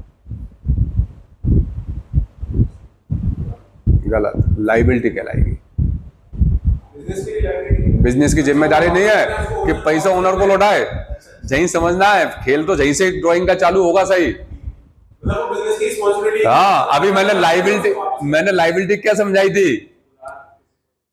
जो भी, हाँ, मैंने लाइबिलिटी क्या समझाई थी कि व्यापार में जो कुछ भी मुझे दूसरों को चुकाना है या वापस करना है वो व्यापार का दायित्व है। तो भैया जब व्यापार में जो पैसा आया वो किसने लगाया? ओनर ने। अब इनने इसको संपत्ति मान ली तो खेल ही खत्म हो जाएगा। फिर तो वो बिजनेस की संपत्ति हो गई। व्यापार मालिक क्या करेगा पैसे लगाकर? उसने लगाए किस लिए थे कि जो पैसे दिन दूनी रात चौगुनी तरक्की करें, मुझे प्रॉफिट है। तो बिजनेस ओनर ने, व्यापार मालिक ने व्यापार में जो पैसे लगाए वो क्या सोच के लगाए कि पैसा बनेगा। तो फिर बिजनेस की जवाबदारी क्या है कि जितने पैसे लगाए हैं व्यापार मालिक ने वो उसको लौटाए। तो कैपिटल बिजनेस के लिए क्या कहलाती है? लाइबिलिटी कहलाती है। क्लियर हो गया ये चीज? ये अच्छे लोग कंफ्यूज हो जाते हैं यहाँ पर समझने के बाद भी, इसलिए बता रहा हूं। तो कैपिटल जो है वो बिजनेस के लिए क्या है? लाइबिलिटी है, क्योंकि बिजनेस की जिम्मेदारी है कि वो पैसा व्यापार मालिक को लौटाए। अब बात आती है आगे कि मैंने बोला था कि भैया ड्राइंग किसका अकाउंट है? ओनर का। क्यों है? तो मैंने बोला था फिर ओनर के अकाउंट कितने हैं बिजनेस में? तो बिजनेस में ओनर के कितने अकाउंट होते हैं? 2।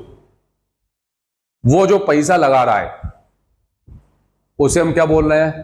कैपिटल। तो कैपिटल किसका अकाउंट है? ओनर का। और वो जो अपने खुद के यूज के लिए पैसा निकाल रहा है उसे हम क्या कह रहे हैं? तो ड्राइंग भी किसका अकाउंट है? तो कैपिटल व्यापार के लिए ना खर्चा था ना कुछ था, तो वो किसका अकाउंट था? ओनर का। तो ऐसी ड्राइंग भी किसका अकाउंट हुआ? तो फिर ये बिजनेस का कोई अकाउंट या खर्चा नहीं है। क्लियर हुआ? तो बिजनेस में व्यापार मालिक के, बिजनेस ओनर के 2 अकाउंट होते हैं। एक वो जिस रूप में वो पैसा लगा रहा है उसे हम बोलेंगे कैपिटल, और एक वो जिस रूप में वो अपने स्वयं के लिए पैसा निकाल रहा है उसे हम क्या बोलेंगे? ड्राइंग। दोनों की होगी। आप पैसा लगाओगे, मैंने क्या कहना, बिजनेस में ट्रांजैक्शन जो होगा वो तो रिकॉर्ड करना है ना। तो मैंने पैसा लगाया तो बिजनेस में पैसा आया, ट्रांजैक्शन हुआ कि नहीं हुआ? रिकॉर्ड होगा। लेकिन वो पैसा किसने लगाया? मैंने अभी क्या बोला था, हम व्यापार मालिक को भी थर्ड पर्सन की तरह ट्रीट करेंगे। तो जब आप इसकी एंट्री करोगे तो अब मैं स्वयं हूं, आप कोई काम अभी करते हो, आपका नाम आलोक है, आप कोई काम करते हो घर में, तो अपना नाम लेके करते हो, आलोक ने ये किया, आलोक ने वो किया, आलोक ने ये किया बोलते हो, आप बोलोगे मैंने किया ना, सभी लोग जानते हैं। तो ऐसे ही जब मैं स्वयं प्रोप्राइटर हूं तो जब मैं अपनी एंट्री करूंगा तो अपना नाम क्यों लिखूंगा? मैं ना, और अपने खुद के लिए पैसे निकाल रहा हूं तो भी अपना नाम क्यों लिखूंगा? क्योंकि ओनर कौन है? मैं ही हूं। प्रोप्राइटर कौन है? मैं ही हूं। तो मैंने उसके नाम दे दिया। भैया जब भी पैसा लगाऊंगा तो उसे कैपिटल बोलूंगा, और जब भी पैसा निकालूंगा अपने यूज के लिए तो उसको ड्राइंग बोलूंगा। तो वो ड्राइंग और कैपिटल दोनों हैं कौन? लेकिन ओनर। ओनर ही पैसा अपने यूज के लिए, अंतर है। कैपिटल निकालेगा तो कैपिटल ही लिखी जाएगी, इसलिए मैंने इनके क्वेश्चन पर समय बोला था, वो खुद के यूज के लिए निकालेगा तो ड्राइंग है। तो बिजनेस में बिजनेस ओनर के दो अकाउंट होते हैं, जब वो व्यापार में पैसा लगाता है तो उसे हम कैपिटल बोलेंगे, और जब वो व्यापार से स्वयं के लिए पैसा निकालेगा तो ड्राइंग बोलेंगे। क्लियर हुआ? अब दूसरी चीज मैंने बोली थी कि हम इसको जो ड्राइंग है कैपिटल में से कम करते हैं, क्योंकि मैं लास्ट तक लेके जा रहा हूं बैलेंस शीट तक इस टॉपिक को। क्यों कम करेंगे? तो जैसे इसको एक एग्जांपल के थ्रू समझ लेते हैं। मान लीजिए कि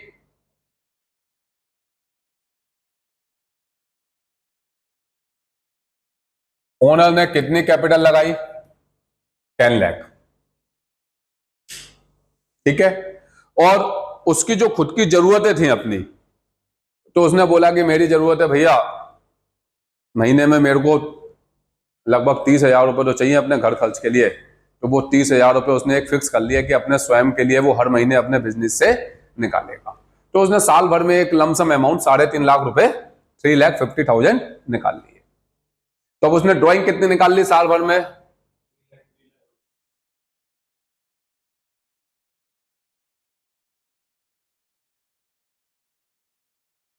कैपिटल लगाई कितनी थी? 10 लाख। किसने लगाई थी? ड्राइंग किसने निकाली स्वयं के लिए? अब बिजनेस क्या बोलेगा? हाँ भैया, आपने मुझे 10 लाख रुपए दिए थे, मेरी लाइबिलिटी बन गई कि 10 लाख रुपए आपको लौटाऊं, लेकिन उसी 10 लाख में से आपने 30,000 करके साल भर में कितने निकाल लिए? तो भैया 10 में से अब मैं 10 को लौटाऊंगा। जो 3.5 किसने निकाले? लगाए 10 आपने थे, निकाले भी 3.5 किसने? आपने। तो बोले जे घटाओ, तभी तो घटाऊंगा। अब देने कितने हैं? तो अब इसको घटाए तो कितने बचे? 6,50,000 ये बचा। लेकिन ऐसे तो भाई साहब कैपिटल ही कम हो जाएगी, बिजनेस का फॉर्मूला ही खत्म हमारा, फिर तो बिजनेस करने का उद्देश्य ही खत्म हो जाएगा। तो बिजनेस ही डूब गया, कैपिटल जिस दिन कम हो जाएगी मेरी उस दिन। लेकिन ये भी अपनी जगह सही था। अब क्या होगा?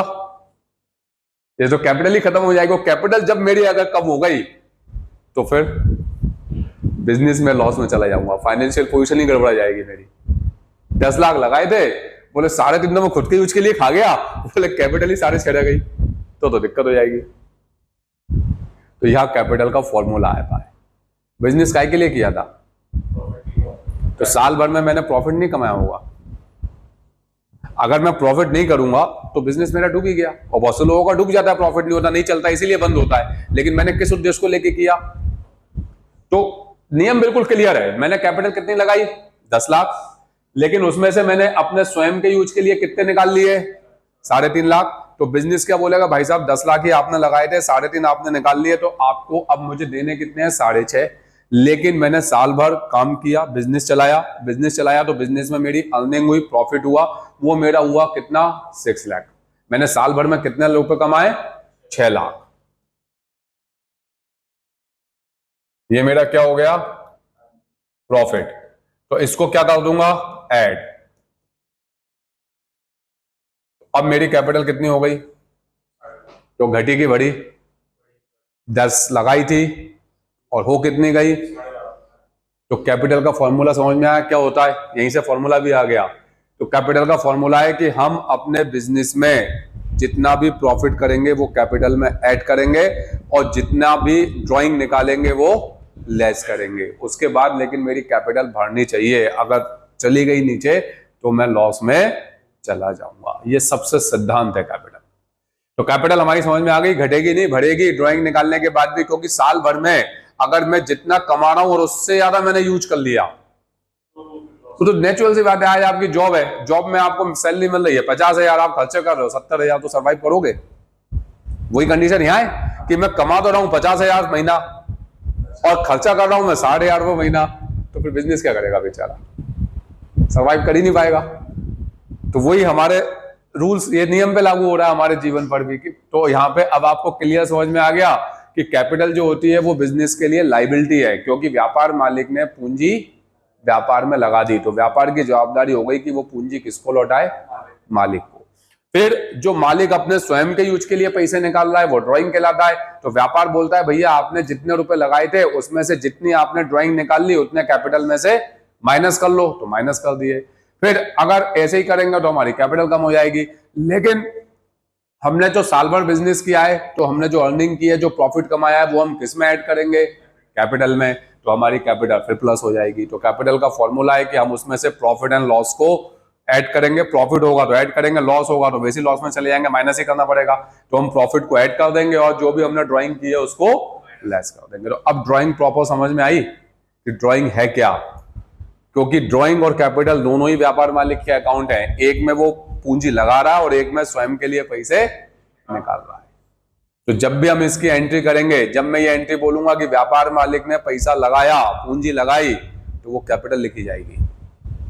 और जब मैं ये बोलूंगा कि व्यापार मालिक ने स्वयं के लिए पैसा निकाला, तो वो ड्राइंग लिखा जाएगा। क्लियर हो गया? ये दो वर्ड्स यूज होंगे, नाम यूज नहीं होगा वहां पर, कैपिटल और ड्राइंग यूज होगा।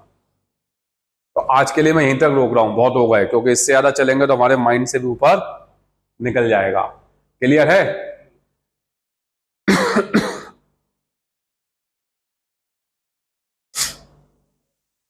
कोई डाउट यहां तक जो हमने पढ़ा अभी? इससे पहले हमने ये पढ़े थे, इसमें कोई डाउट? और ये हमने स्टार्टिंग किया था, ठीक है। तो हमने जो यहां तक पढ़ा, कोई डाउट है यहां तक किसी को?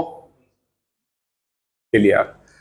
तो हमने अभी 10 टॉपिक पढ़े, ठीक है ना? एक बार रिपीट कर रहा हूं। सबसे पहले हमने जो इंपॉर्टेंट बिजनेस वर्ड्स पढ़ा था, वो पढ़ा था हमने कैपिटल। कैपिटल के बाद थिंग, थिंग के बाद फिर हमने पढ़ी थी अपनी एसेट्स, एसेट्स के बाद हमने पढ़ा था फिर लाइबिलिटी, लाइबिलिटी के बाद क्रेडिटर्स, क्रेडिटर्स के बाद डेटर्स, डेटर्स के बाद गुड्स, गुड्स के बाद स्टॉक, स्टॉक के बाद पर्सन, और पर्सन के बाद। अब हम कल आगे के पढ़ेंगे, क्योंकि ये लेजर और ग्रुप की मैपिंग है। जब पूरे टॉपिक हो जाएंगे फिर हम समझेंगे कि कौन से लेजर्स और कौन से ग्रुप, वो फिर आपको नॉलेज होना चाहिए कि क्या जाना चाहिए। इसीलिए मैं ये टॉपिक्स यहाँ पर पढ़ा रहा हूँ। तो कल हम एक बार थोड़ा सा रिकवर करेंगे, पहले आगे चलने से पहले, कि मतलब ये क्या था, पूछूंगा आपसे जो पढ़े थे हमने, और फिर नेक्स्ट टॉपिक स्टार्ट करेंगे, ठीक है? तो कल टाइम से आना, आज लेट आए थे, ठीक है ना? चलिए इसको बंद कर लो रिकॉर्डिंग।